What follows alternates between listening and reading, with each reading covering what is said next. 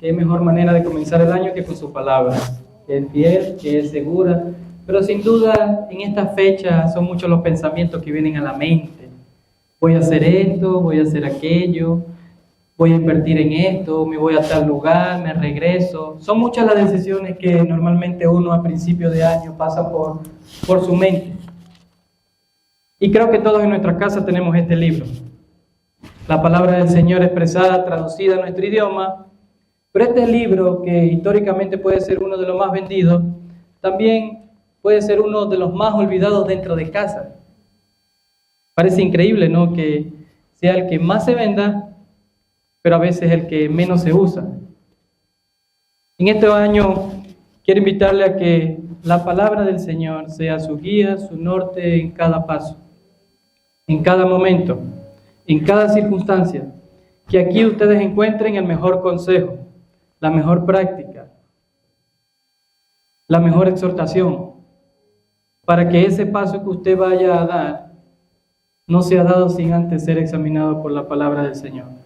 Y es por eso que continuamos con nuestra serie de predicación expositiva y hoy tocamos el capítulo 4 de Hebreos. Abra su Biblia en Hebreos capítulo 4 y estaremos tocando todo el capítulo 4 del libro de Hebreos.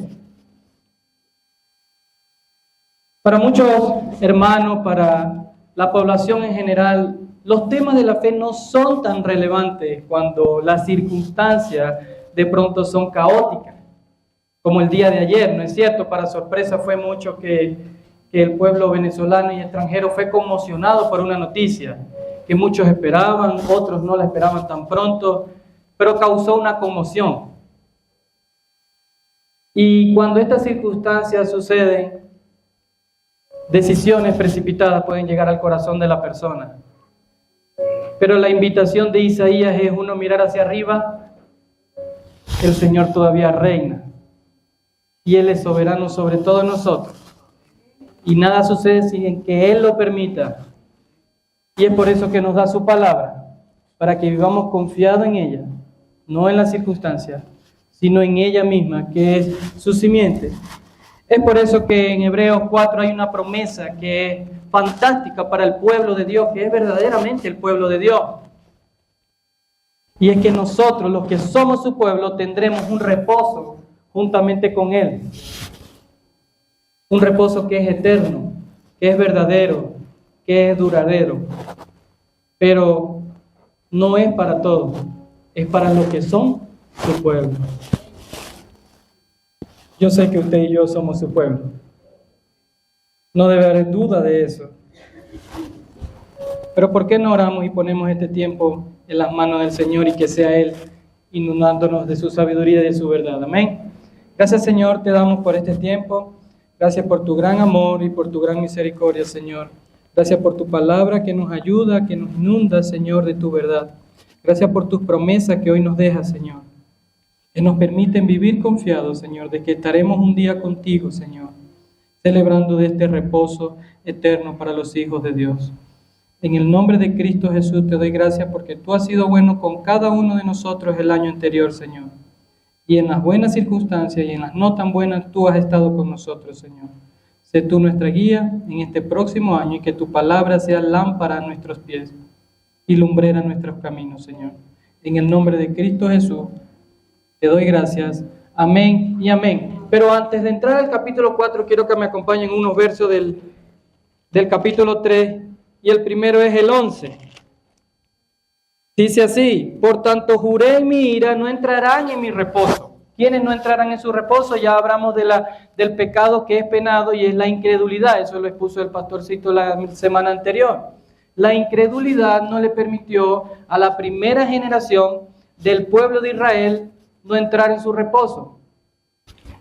Ahora miren este lindo pasaje que muestra que se perdieron ellos al no entrar en el reposo. En el reposo geográfico, el reposo para ellos representaba la tierra de Canaán. Y eso está en Deuteronomio 11 y 12. La tierra a la cual pasáis para tomarla es tierra de montes y de vegas, que bebe las aguas de la lluvia del cielo. Tierra de la cual Jehová tu Dios cuida, siempre están sobre ella los ojos de Jehová tu Dios, desde el principio del año hasta el fin. Una promesa había para ellos, pero su incredulidad los separó de esa promesa. Y es por eso que la frase que más resaltó la semana anterior es que la incredulidad siempre es penada, en cualquier circunstancia. La incredulidad es penada. Entonces, leyendo ya el verso 11 del capítulo 4, leamos ahora entonces el 11 y el 13. De Hebreos mismo. Había jurado en su ira que no entrarían en su reposo, pero ¿por qué? Y el 12 dice,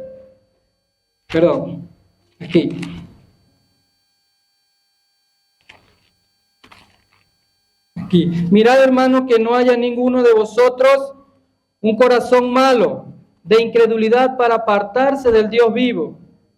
Antes exhortaos los unos a los otros para que día entre tanto que se dice hoy, para que ninguno de vosotros se endurezca por el engaño del corazón.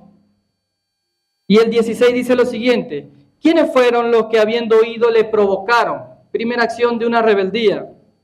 ¿No fueron todos los que salieron de Egipto por mano de Moisés? ¿Y con quiénes estuvo disgustados 40 años? ¿No fue con los que pecaron, segunda acción de rebeldía, cuyos cuerpos cayeron en el desierto? ¿Y quiénes juró que no entrarían en su reposo, sino aquellos que desobedecieron? Y vemos que no pudieron entrar a causa de su incredulidad. Ellos le provocaron, ellos pecaron, ellos desobedecieron y fueron incrédulos. Esto marca la trayectoria para leer el verso 1 del capítulo 4. Pero ¿de dónde nace todo esto? Nace de la carne misma, del corazón, de este cuerpo caído, de un corazón endurecido por el engaño, del pecado. ¿Del pecado de quién? De mi propio pecado. ¿Y puede mi acción hoy separarme del Señor? Bueno, ya sabemos que si somos la grey del Señor, nada nos puede separar de su amor. Pero una cosa ellos tenían en claro, y una cosa refleja el texto. Provocación, pecado, desobediencia, incredulidad, era constante en sus vidas. Quienes conocen la historia del pueblo de Israel saben que siempre ellos se resistían a la palabra del Señor. Aun cuando el Señor le habla a Ezequiel y les dice que le lleve palabra, y lo empodera, lo arma, lo embiste, pero le dice, ya va, el primer día que tú le prediques, ellos te rechazarán. Y ahí entendí que hay dos frutos de la palabra. Uno, cuando trae transformación en el corazón, y el otro, cuando por el poder de la palabra ellos mismos son endurecidos, muestra lo que realmente son, lo que está en su corazón. Y ellos, escuchando la palabra expuesta de Dios, mostraron cuán rebeldes eran delante del Señor. Recuerden también que en esta parte de la epístola va dirigida a hermanos que tenían un conocimiento de Cristo, un buen conocimiento de Cristo, pero que no era Señor de su corazón. No eran hijos de Él. Y yo creo que hoy día muchos de nosotros le conocemos, bien sea por cualquier circunstancia o cualquier medio. Pero aún así no es una garantía el nosotros ser el pueblo de Dios.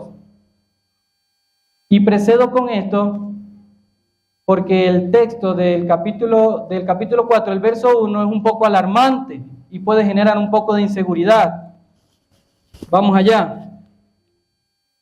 Por tanto temamos, no sea que permaneciendo aún la promesa de entrar en su reposo, alguno de vosotros parezca no haberlo alcanzado. Porque en verdad a nosotros se nos ha anunciado la buena nueva, como también a ellos. Pero la palabra que ellos oyeron no les aprovechó. ¿Por qué? Por no ir acompañada de fe. Pero lo que hemos creído, verso 3, entramos en el reposo, de manera que dijo, no entrarán en mi reposo por cuanto juré en mi ira. Entonces ya sabemos en el contexto que los que no entraron en su reposo, que fue la tierra de Canaán, fue esta primera generación que mostró su incredulidad. Pero ahora Pablo está extrayendo eso que ellos conocen muy bien, eran doctos de la ley, y está haciendo una analogía. Extrae lo que está en el Antiguo Testamento para sacar una verdad que es eterna.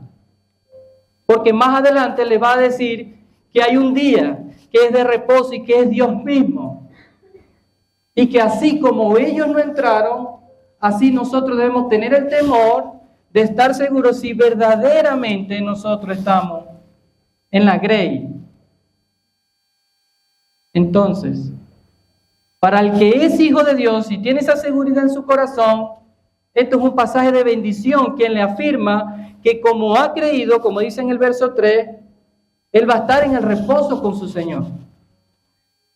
Pero aquellos que conocían de Cristo, que su vida era marcada por desobediencia, pecado, incredulidad, provocación, debían estar atentos. Creo que hay un micrófono encendido tal vez. Debían estar atentos. Temamos pues. Pero ¿por qué deben temer? Ese era el culpable. ¿Por qué deben temer? Porque el juicio de Dios, el juicio divino de Dios, sirve para inspirar temor y alerta a quienes no han creído. Claramente vemos que el autor refleja una verdad. Ellos estaban siendo tentados, estaban dudando de su fe en Cristo. Más adelante vamos a hablar de la apostasía, lo que es negar la fe. Ellos estaban en esas circunstancias, no la estaban pasando fácil. Y muchos de nosotros hoy no la pasamos fácil. Somos tentados cada día a volver atrás, a volver a nuestras viejas costumbres, a nuestros viejos hábitos. Ellos estaban pasando lo mismo. Y por eso el autor les dice esto. Siempre cuando decía autor decía Pablo, pero no es Pablo, hermano. Algunos dicen que es Pablo, pero no es Pablo. ¿Es usted tentado hoy a volver atrás? Sí, siempre va a ser tentado. Pero lo que usted hace va a determinar en qué usted ha creído. Estaba marcando una trayectoria a Pablo. Luego de hacerle la analogía, aún les decía, hey, cuidado, de que ellos no entraron por esto. Eso decía el autor de Hebreos. Y él lo pone de una manera muy práctica, porque imaginen que está la puerta y del otro lado hay un acantilado. Apenas usted abre esa puerta, da un paso y usted cae.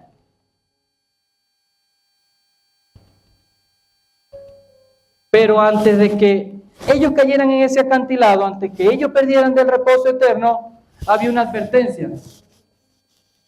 ¿Cómo era el tema de la vez anterior? El Espíritu Santo dice, si oyes mi voz, no endurezca tu corazón. Esa era la advertencia de ellos.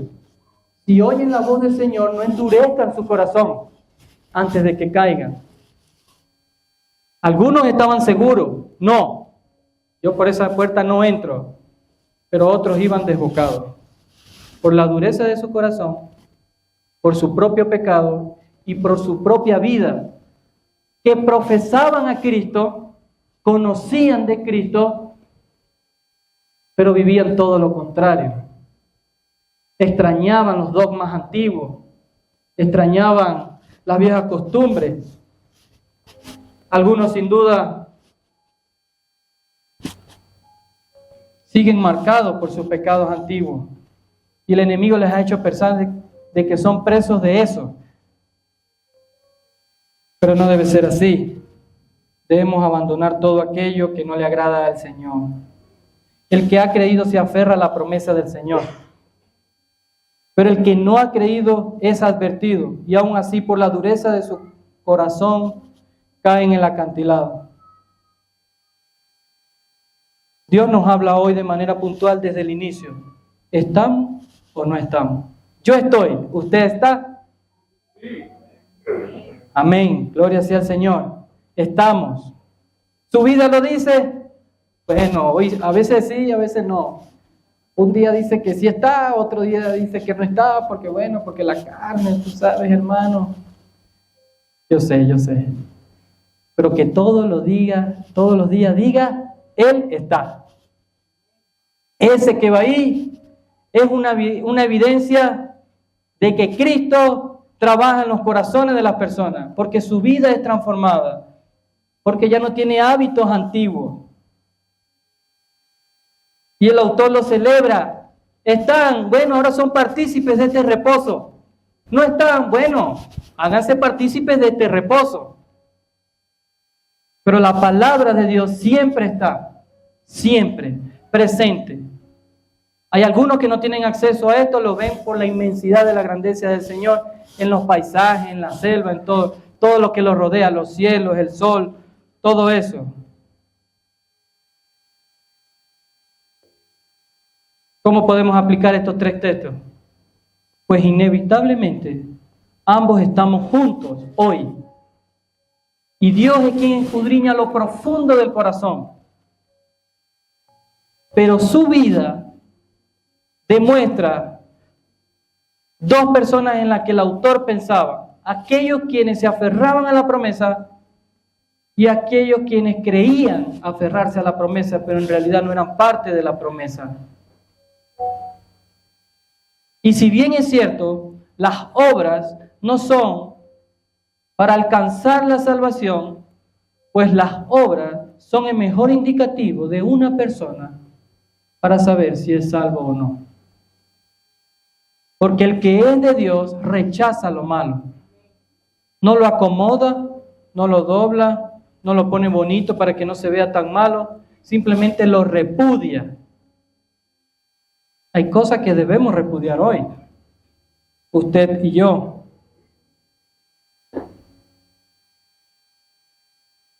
¿Avanzamos? Verso 4. Porque en cierto lugar dijo así del séptimo día, y reposó Dios de todas sus obras en el séptimo día. 5.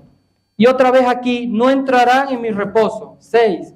Por tanto, puesto que falta que algunos entren en él, y aquellos a quienes primero se les anunció la buena nueva, no entraron por causa de su desobediencia. Otra vez, 7. Determina un día, hoy diciendo después de tanto tiempo por medio de David, como se dijo: si oyereis su voz, no endurezcáis vuestros corazones. Y es repetitivo, es constante: si oyereis su voz. Y la semana anterior, la frase más resaltante era la incredulidad. Luego termina pecado, provocación, desobediencia, y otra vez hace énfasis en la desobediencia. Porque Cristo les había sido expuesto a ello. Y lo que defiende el autor de Hebreos es la supremacía de Cristo. Capítulo 1, mayor que los ángeles. Capítulo 2, capítulo 3, mayor que Moisés. Capítulo 4, mayor que Moisés, que David, que Josué. Cristo sobre todo. Ellos debían tener ese conocimiento pleno de que Cristo era mayor que todo para que lo aceptaran como su sumo sacerdote. Para que lo que celebramos hoy, de lo que hizo Cristo en la cruz, tenga relevancia en cada una de nuestras vidas. Pero si ellos perdían la vista de Cristo, ¿de qué perdían la vista? De su salvación, porque la salvación es por medio de Cristo. Y toda la carta de Hebreos es una tesis resaltando la supremacía de Cristo, pero hablando con amor y tranquilidad a cada hermano dentro de la iglesia, a los lectores hasta el día de hoy. Porque hoy de pronto decimos: no, yo acepto a Cristo en mi corazón. Pero podemos enfrentar lo que estos hermanos enfrentaban. Podemos tener una falsa creencia de Cristo, de que Cristo me ama tal cual soy, de que Cristo me acepta tal cual soy, como estoy, con todo lo que tengo. Y no es así. Cristo rechaza todo lo que uno hace que lo separa de la santidad de Dios. Y es por eso que usted y yo hoy debemos dar un paso firme, decir: Cristo es Señor de mi vida, y a partir de hoy, con ayuda de su palabra, por el poder de su Espíritu Santo, voy a mostrar que Él es el Rey de mi vida. Pero ya va, ¿cómo lo muestro? Bueno, no, hermano, deja de estar haciendo tantas obras, que eso cansa, hermano. Deja de estar haciendo tantas de esas cosas.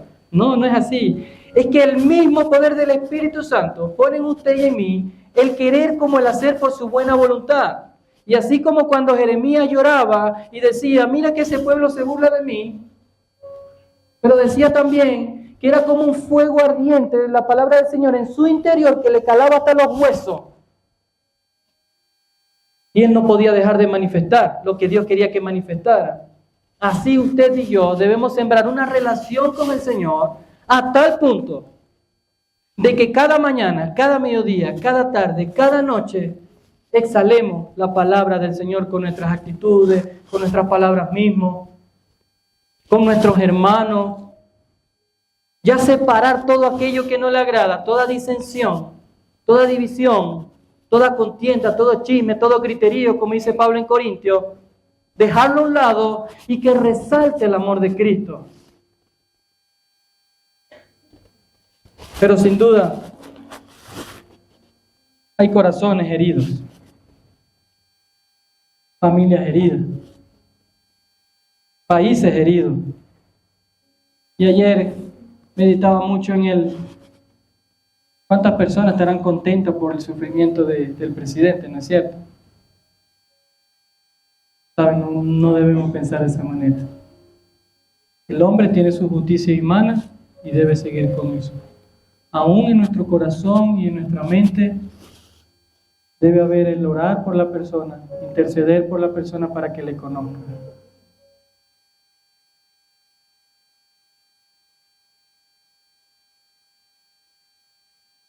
Y es muy fácil que una circunstancia saque a la luz lo que realmente está en nuestro corazón. Pero es genial que eso pase, para que nosotros mismos veamos lo que debemos cambiar. En nuestra manera de pensar, que nuestra mente sea igual a la de Cristo.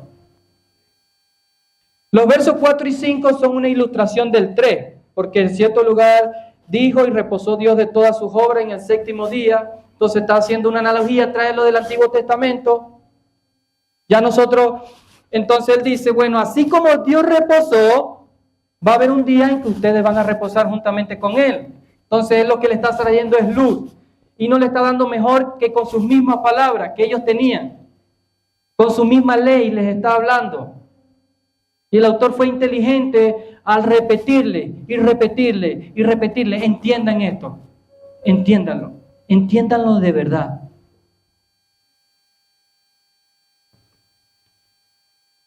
Los versos 6 y 7 hablan profundamente de la oportunidad que hay de entrar en el reposo de Dios y que aún hay vacantes para esto. La noticia aquí no es demasiado tarde. Recuerdan por el verso 6, por tanto, puesto que falta que alguno entre en él, da una buena noticia de que nosotros pensemos en aquellos que aún no están en ese reposo. Y cuando piense en este texto, para no ir tan profundo, piense en alguien que se llama Mauricio, pero no es Mauricio Padilla, por favor.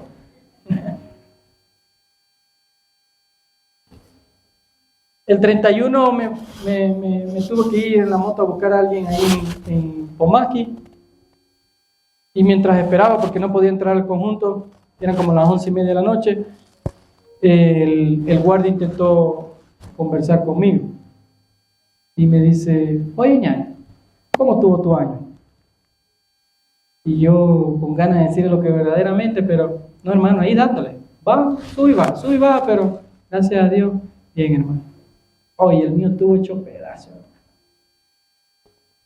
Y su rostro reflejaba mucha tristeza. Y yo quería preguntarle, pero ¿qué te pasó? Todos queremos saber, ¿no es cierto? Y él decía, no, hermano, este año perdí a mi niña de 7 años, decía él. Y yo me quedé helado, totalmente helado. Hace un mes, en noviembre, el día de la votación. Y yo no tenía qué decirle. O sea, me quedé totalmente congelado, recuerdos vinieron a mi mente, o sea, pude sentir lo que él sentía en ese momento. Solo tuve una sola cosa que decirle.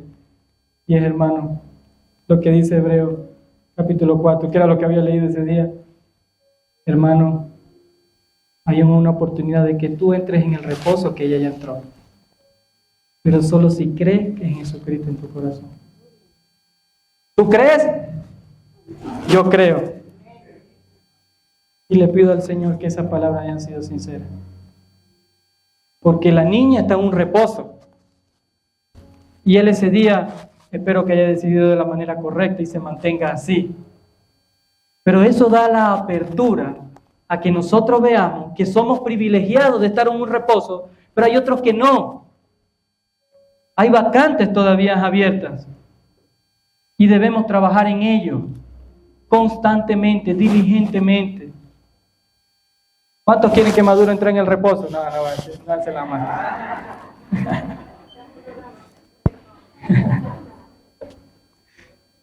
Bueno, hoy tiene que quererlo.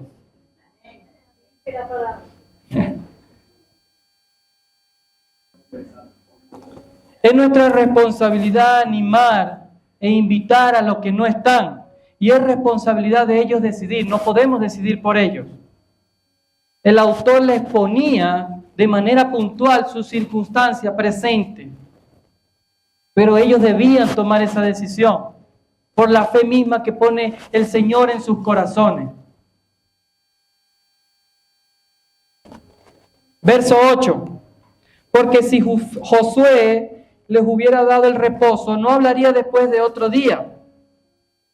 Dice el autor, por tanto, queda un reposo para el pueblo de Dios, porque el que ha entrado en su reposo también ha reposado de sus obras, como dijo Dios de las suyas. Procuremos pues entrar en aquel reposo para que ninguno caiga en semejante ejemplo de desobediencia. Y usted puede decir que ese procuremos pues es, bueno, voy a tratar de alcanzar ese reposo. No puede.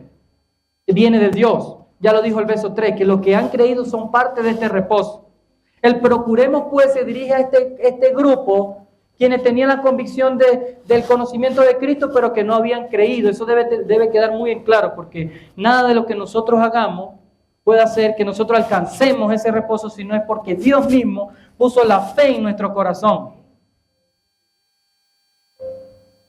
Pero también el procuremos le habla de estos cristianos que se mantienen en la fe, a que ni la duda ni la angustia que sentían en ese momento los atormenten, sino que muestren con sus vidas en quién han creído y su seguridad.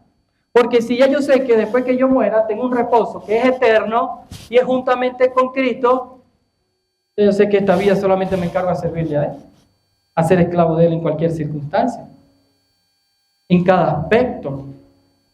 Oye, me quedan 70, si tengo 50 me queda un poco menos, si tengo 70 me queda, oye, ya queda poco. Ya queda poco del peregrinaje acá en la tierra. Pero ¿cuál es nuestra huella? ¿Qué piensan? Si la persona que ya no está hoy aquí, ya no viene mañana, ¿qué recordamos de ella? No, era una verdadera hija en la fe. Su sola vida demostraba que amaba a Cristo. Lo de su trabajo puede manifestar que ella era luz para ellos. Ese es el procuremos pues. ¿Cómo dejamos de confiar en nosotros mismos? En lo que yo hago, el servicio que brindo, la mejor ofrenda, donde nuestras obras no son determinantes para alcanzar este reposo, pero sí son un fruto de Él. Es un resultado, es el resultado de una fe latente, una fe viva en el Hijo de Dios, que lo marca, que lo lleva cada día, que la autenticidad de nuestra fe sea evidente en medio de la prueba. ¿Es evidente en medio de la prueba? Hoy, ayer, antes de ayer, el año pasado, bueno, tal vez sí, tal vez no, pero que en la próxima sea evidente, porque vamos creciendo en el conocimiento de Cristo y el Espíritu Santo va haciendo su trabajo de santificación en cada uno de nosotros. Pero recuerda, hermano, lo que decía el pastor en la cena, su sola palabra, su sola verdad. ¿Cómo sé qué conducta tengo? ¿Cómo sé si de verdad hay una diferencia entre los dos grupos si no permanezco en su palabra? Y ya vamos a hablar de eso.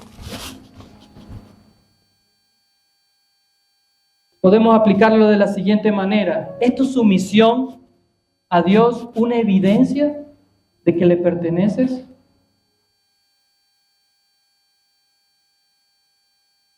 Recordemos el verso 11. Procuremos pues entrar en aquel reposo para que ninguno caiga en semejante desobediencia de la que tenemos como ejemplo, de los incrédulos que no entraron en la primera generación, que no entraron en esa tierra geográfica. ¿Qué parámetros te ayudan a ver si estás en desobediencia? ¿Cómo es tu relación con tus hermanos? ¿Tomas decisiones precipitadamente? ¿Tomas en cuenta a Dios para tu próximo paso?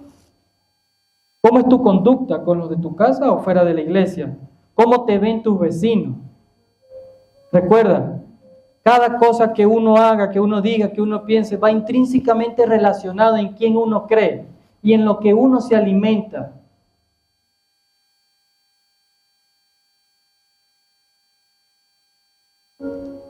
Pues la palabra de Dios muestra lo más íntimo de uno mismo. Dios no puede ser engañado. Versos 12 y 13. Porque la palabra de Dios es viva y eficaz y más cortante que cualquier espada de dos filos. Penetra hasta la división del alma y del espíritu, de las coyunturas y de los tuétanos. Y es poderosa para discernir los pensamientos y las intenciones del corazón. Y no hay nada cosa creada oculta a su vista, sino que todas las que están al descubierto y desnudas ante los ojos de aquel a quien tenemos que dar cuenta. Oye, ¿y cómo me dice todo lo del día de reposo y de pronto saca a la luz que la palabra es como arma de dos filos? ¿Por qué dice eso? Bueno, porque él está usando la misma palabra, la misma ley para ellos, para hacerles ver claramente como un espejo, ¿estoy o no estoy? Y es lo que hace la palabra diariamente. Ver lo más íntimo de nosotros, ver lo más profundo. Si en el verso 16 del capítulo, el verso 19 del capítulo 3 dice 4 cosas que resaltaron en su rebelión, que fueron que lo provocaron, que pecaron, que desobedecieron y que hubo incredulidad en su corazón. Bueno, esas 4 cosas deben servir de examen para mi vida. Mi vida constante es de desobediencia, es de pecado, es de provocación al Dios Todopoderoso. Mis obras, mis palabras demuestran cuán incrédulo soy delante de Dios. Y un amigo pastor decía lo siguiente, que cuando usted dijera algo delante de alguien, piense si Jesús mismo lo diría. Uy, yo que le dije a la vecina que la otra estaba hablando mal de ella. Pues la palabra ve más de ti de lo que tú mismo piensas. Ella te expone. Y eso era lo que le estaba diciendo el autor. Esa palabra que él les estaba dando estaba yendo hasta los tuétanos y nos estaba dividiendo. Les estaba diciendo, ¡hey! Cuidado. Ustedes están creyendo esto, pero realmente no es así.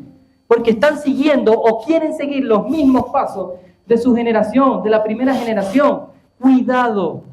Hermano, cuando dice temamos, catapausi es la misma que utiliza que cuando Jesús iba en la barca y temieron por la tempestad. Pero no solo la palabra da el significado, sino el contexto que lo rodea da el significado. Y este temamos es estar alerta. Y Pablo, yo iba a decir Pablo mismo, y Pablo en Corintios, capítulo 5, dicen, examínense pues, a ver si están en la fe. Pruébense ustedes mismos. ¿Qué es examinen? El doctor me va a dar la razón. De pronto, si es que la acierto. Cuando uno se examina, ¿qué es lo que está haciendo la palabra en este punto? Yendo a lo más profundo de su ser. Oye, tengo como una gripe, me voy a hacer un examen a ver si tengo la influenza. Uno hace un examen, algo que es riguroso. O cuando usted está comprando un carro y es nuevo, usted ahí que le meten una computadora y hace un examen general del carro y dice, no, sí, todos los sensores están buenos. Eso es examinar por medio de la palabra, lo más profundo de nosotros. Pero cuando dice probado, Pablo en Corintios, capítulo 5, a ver si está en la fe, es que usted ya agarró el carro, le dijo al que se lo vendía, oye, ¿me lo puede prestar un ratico para darle una vuelta? Ver si frena, si hace todo. Entonces usted, el carro, frenó. No, si frena, acelera bien, todo está bien, todo marca bien, no se calienta. Oye, me lo llevo porque le hice el examen y le hice la prueba y resulta que es el carro que yo esperaba. Y cuando Pablo les dice que se examinen y que se prueben, es porque la palabra misma estaba exponiendo lo que realmente eran. Y cuando ellos se conducían en su vida cristiana, era todo lo contrario a lo que ellos habían aprendido. No tenía sentido, había un contraste entre su actuar diario y lo que ellos habían aprendido de la palabra. Y todos conocemos el contexto de la iglesia de Corintios, ¿no? Eran unos cabecitas locas. Los términos, la referencia de dos filos que habla, así como la palabra es un suministro de consuelo y alimento espiritual, también es un instrumento de juicio y ejecución para los que no se han encomendado a Jesucristo. Recuerden que algunos de estos lectores solo aparentaban pertenecer a Cristo.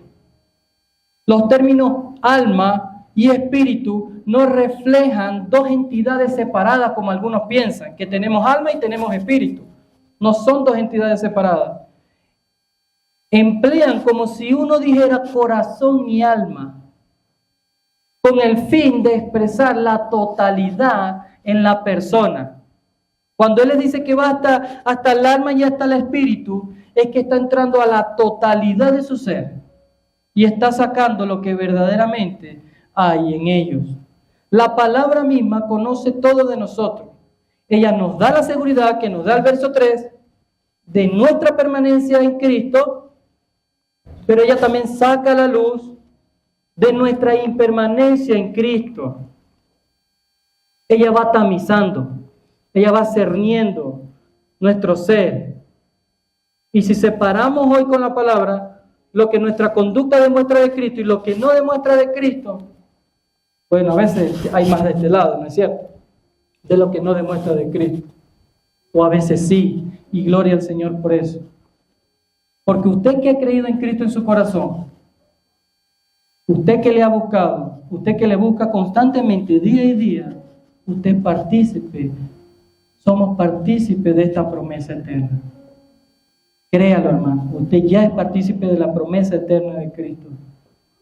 Y siempre hay ajustes que realizar, siempre debemos realizar algunos ajustes en nuestras vidas. Si la palabra misma es ese aliento y ese consuelo y ese arma de juicio divino, entonces debemos permanecer en ella constantemente. Hablaba con una hermana no de aquí y ella me decía, tenía como 500 años en el Evangelio, y ella me decía que si hay algo que le costaba en su vida era leer la Biblia. ¿Cómo? Uno debe amarle la Biblia. No le debe costarle la Biblia, no es un precio que uno debe pagar. Es una relación cercana con el Señor. Claro, yo creo en Cristo, no leo su palabra, no sé lo que Él tiene para mí y vivo como yo quiera, pero digo que creo en Cristo. Y mis acciones demuestran cualquier cosa. Pero digo que creo en Cristo, yo creo en Cristo. Es lo que hace la palabra en nosotros, sacar lo que está allí. Y en este contexto fue a lo más íntimo, a lo más personal de cada uno de ellos. Versos 14 al 16, vamos allá. Por tanto, teniendo, y aquí viene la relevancia del texto, un gran sumo sacerdote que traspasó los cielos, Jesús, el Hijo de Dios, retengamos nuestra profesión, porque no tenemos un sumo sacerdote que no pueda compadecerse de nuestras debilidades, sino uno que fue tentado en todo según nuestra semejanza, pero sin pecado. Acerquémonos pues confiadamente al trono de la gracia, para alcanzar misericordia y hallar gracia para el oportuno socorro. Cristo mismo, superior a los ángeles, superior a Moisés, superior a David, superior a Josué, Él mismo padeció en forma de hombre el dolor, el sufrimiento de todo esto, y es el mejor parámetro para nosotros, porque Él mismo se pone para el parámetro de entender su duda, su impermanencia, o su constancia, o su tristeza, o su agobio de ser perseguido, que algunos creen que en ese tiempo era Nerón quien nos estaba persiguiendo. Cristo mismo Él lo padeció por cada uno de nosotros. Él lo hizo. Y por eso lo pone como gran sumo sacerdote. ¿Pero por qué lo pone así? Porque solo un gran sumo sacerdote debía presentar la ofrenda para expiar todo el pecado de la humanidad. Y Cristo no escatimó ser igual a Dios, sino que se humilló a la posición de los hombres para hacerlo. No teniendo pecado en Él, Él mismo se presentó, fue mutilado, fue maltratado, fue vituperado, así como lo eran ellos, como lo son ustedes y como lo soy yo. Y no era que era el mejor sumo sacerdote, era el único. Solo Él podía hacer esa tarea. ¿Y saben qué es lo magnífico de esta carta? Que no solamente lo pone como el sumo gran sacerdote, sino también como la única ofrenda que era requerida para remisión de todo nuestro pecado. No había más nadie. Era Cristo mismo. Cristo mismo. Cristo mismo entiende esas debilidades de cada uno de nosotros. Se compadece de ellas. Pero anhela que cada día tengamos una relación más cercana con Él. Verso 15. Charles Spurgeon dice lo siguiente: Cristo no podía compadecerse adecuadamente a menos que llevara nuestro sufrimiento. De manera literal, Él no miró el pecado desde el cielo distante, sino que vino a vivir en medio de pecadores. Conoce todas las áreas del sufrimiento: dolencia, enfermedad, pobreza, necesidad, soledad, desesperanza, abandono. Es imposible señalar un padecimiento humano que no sea conocido o que sea desconocido para Cristo. En Él está cada punzada que desgarra el corazón, cada dolor que produce lágrimas en los ojos. Todo lo inevitable para la carne y el corazón doliente, Jesús lo conoce. Verso 16, acerquémonos pues confiadamente, debido a que tenemos un gran sumo sacerdote que es omnipotente y misericordioso. Podemos acercarnos confiadamente a su trono hoy, hacernos creer que no tenemos acceso. Es una estrategia del mismo Satanás. Tu propia desobediencia que marca una vida dentro del cristianismo, aquello en lo que somos débiles. El Satanás lo usa para disfrazarlo y decir, no puedes ir confiadamente al trono de la gracia. Pues sí podemos, porque Él conoce cada una de nuestras luchas. Sí podemos. Lleno de poder, lleno de bondad, tiene todo el poder, tiene toda la bondad está en Él. Nosotros podemos ver el sufrimiento de otro, dolernos por eso, pero tal vez no sentir ese sufrimiento. Él lo sintió por nosotros. Es lo que le está diciendo el autor al terminar este capítulo. Confiadamente no significa con orgullo, arrogancia o presunción. Significa que podemos venir constantemente, sin reserva, libremente, sin palabras elegantes, con perseverancia, para que su obra sea manifiesta en nuestras vidas. Mis hermanos, lo que hacemos de lunes a sábado importa mucho. Mucho. Realmente importa mucho. Porque Dios nos ha dotado de dones, de talentos, y ha puesto cosas específicas en nuestros corazones. Y le animo a que una vez permaneciendo en la promesa, conociendo que la palabra saca a la luz lo que verdaderamente somos, podamos vivir conforme a eso. La misericordia con que termina el último texto de este capítulo responde a nuestra necesidad de perdón diaria, cuando hemos sucumbido a la tentación. Y la gracia y el oportuno socorro apoyan para sostenernos en medio de la tentación. En Él estamos completamente, ya no hay necesidad de más. Y si yo sé que no hay necesidad de más, entonces yo añoro cada día pasar cerca de Él. Estar en Él, compartir de Él, hablar de Él.